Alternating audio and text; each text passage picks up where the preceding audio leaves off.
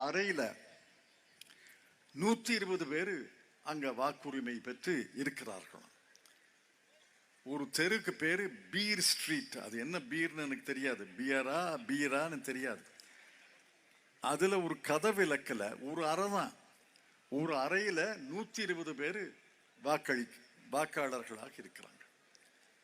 இதெல்லாம் தேர்தல் கமிஷன் அம்பலப்படுத்திய பிறகும் விசாரிக்க மறுக்கிறது. இவர்கள் எங்கே இருந்து வந்தாங்க?